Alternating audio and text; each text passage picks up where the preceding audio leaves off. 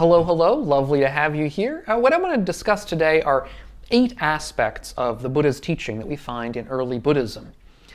A way of encapsulating what is the Dharma in 8 small, little, pithy, little questions we might ask. And this is not the Eightfold Path. I want to stress that at the beginning. We're not talking about the Eightfold Path here. That's another way of understanding the Buddha's teaching in 8 different parts. But the Eightfold Path is a path, right, or at least potentially a path, whereas what we'll be discussing now are sort of 8 questions we might ask about any particular piece of Dharma advice or practice that we're presented with. Perhaps if you're new to Buddhism, you're wondering what Buddhism is all about. Well, this is a way of understanding what the Buddha had to say, what the Buddha's point was. And if you're not new to Buddhism, but know quite a lot, you may be interested in what sort of the essence is of Buddhist practice. Many people I know who are quite experienced in Buddhism and in the Buddha Dharma, nevertheless are sort of caught up in debates about what is the real essence of the Buddha's teaching. And there are many arguments, indeed, between Buddhists themselves about how, no, you've missed the essence here. Your practice does not grasp at the essence of the Buddha's teaching, or your practice is outside of that teaching.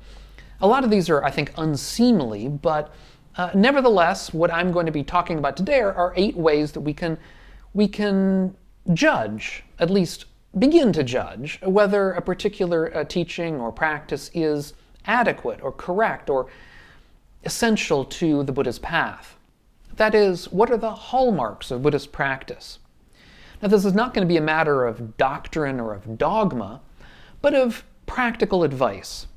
And to that end, the Buddha was once asked, indeed he was asked by his stepmother, Mahāpajāpatī Gotamī, to give her a teaching in brief that would explain his approach to practice, his approach to the Dharma, so that she could retreat into the forest by herself and spend a significant amount of time there and know what she should be practicing, what it is that she should be focusing on, and what, on the other hand, she should be leaving aside. And the Buddha provided her with essentially 8 different criteria. The first criterion is whether the teaching or the practice leads to dispassion or to passion. If it leads to dispassion, then it's the Buddha's teaching. If it leads to passion, then it's not.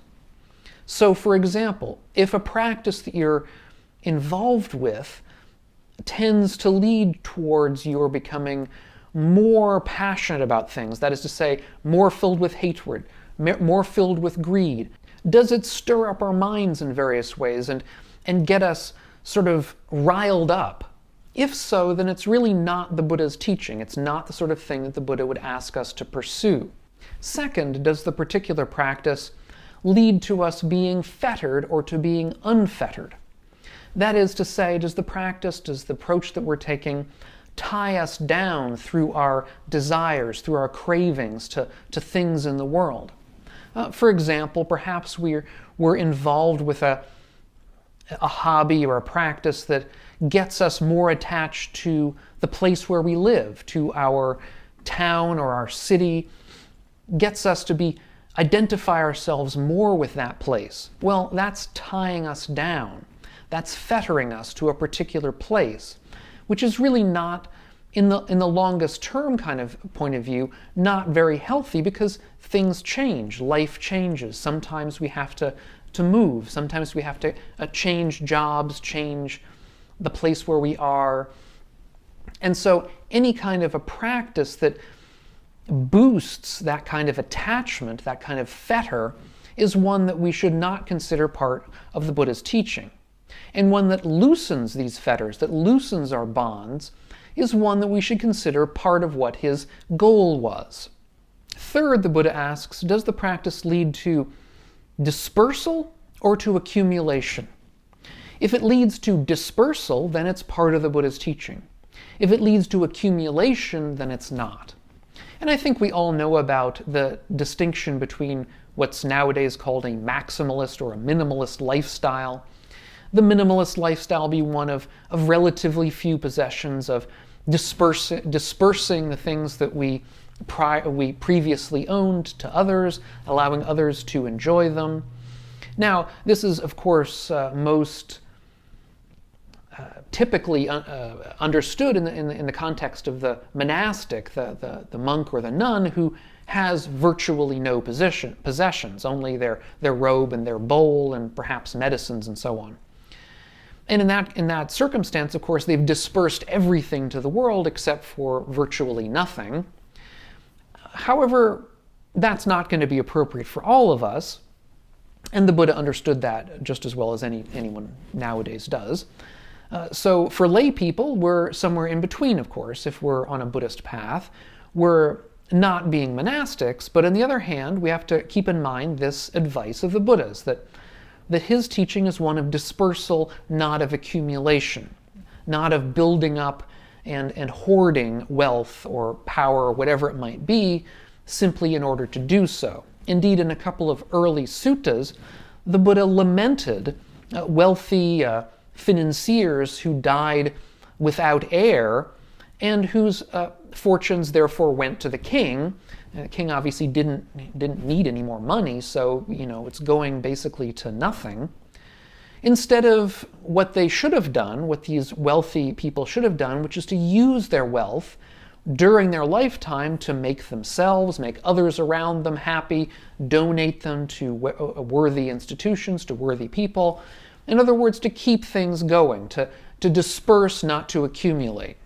Fourth, does the practice we're involving ourselves with, does it lead to the creation of more desires, or does it lead to fewer desires? If it leads to more desires, then it's not the Buddha's teaching. If it leads to fewer desires, then it is. So I think we know that in many of our jobs, not to say our hobbies and interests, they oftentimes lead to the creation of more and more desires.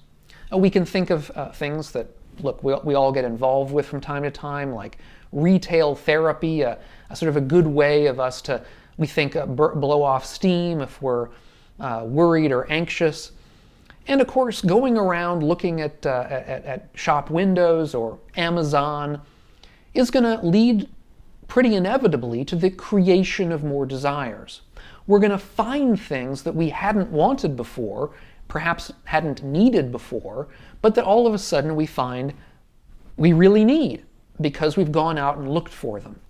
Now, in saying all this, we should keep in mind that desire itself isn't necessarily bad on an early Buddhist understanding. There are skillful desires and unskillful desires. There are necessary desires and unnecessary ones. Skillful desires are desires for things like wisdom, or a desire for justice, desire for the happiness of all people. Unskillful desires, of course, are just the desires for accumulation in general. There are, of course, necessary desires, such as the desire to eat when we're hungry, but there are unnecessary desires too, which is to eat when we're not hungry. Fifth, does the practice lead to contentment or to discontent? And this comes right on the heels of our discussion of desire. The more desires we have, the more discontent we're going to be. Because as we have more desires, there's more things that need to be fulfilled, there's more things we have to do to fulfill them. We become discontented, we become frustrated, perhaps angry, resentful of others, perhaps that have things that we feel that we need. On the other hand, if we limit our desires, it becomes easier for us to become content with our lot in life, or content with what we have, content with what's here in front of us. Now, this does not mean that we have to be happy with everything no matter how it is. It doesn't mean we have to be blind to the inequities around us, of course, or to our own shortcomings on the path. That's not the point here.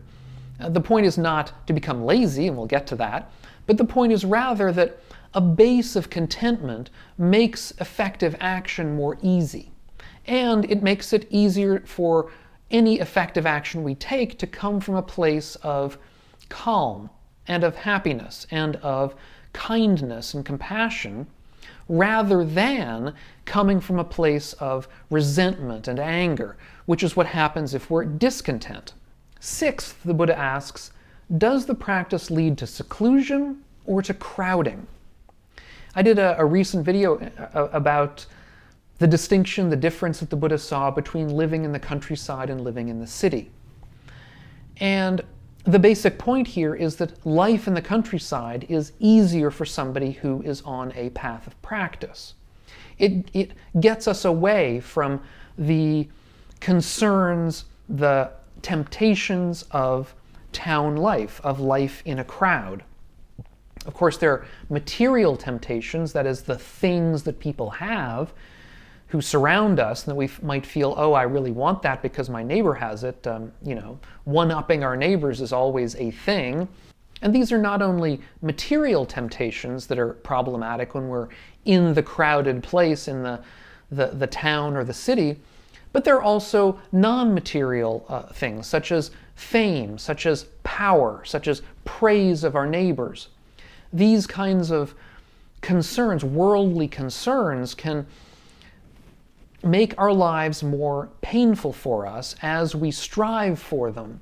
And these are, of course, they're all temporary. They're all the sorts of things that come and go, that rise and fall. And so pursuing them is really not what the Buddha was after. This does not mean that the Buddha was advocating that we live a solitary life. Indeed, the Buddha said in one very famous place that half of the life of practice, the holy life, as we might translate the term, was the life with friends along the path, with good friends. So again, it's not the point is not to live literally a solitary existence, but rather to avoid the tendency of looking to the crowds to bolster our sense of self-worth, of our being sort of on the top of the pile or striving to get to the top of that pile. Seventh, does the practice lead to energy or to laziness? Now, I mentioned this a little while ago. If a practice leads to laziness, then it's not the point of practice. Our practice should be one that increases our energy, that increases our desire to move forward. What we don't want is a kind of a practice of inattention or of detachment in the sense of lazy non-caring. Oftentimes, detachment is confused with non-attachment. Non-attachment is the Buddha's goal here, but detachment is quite different. Detachment may involve this kind of idea of this kind of lazy, non-caring attitude. That's not what the Buddha was in favor of at all.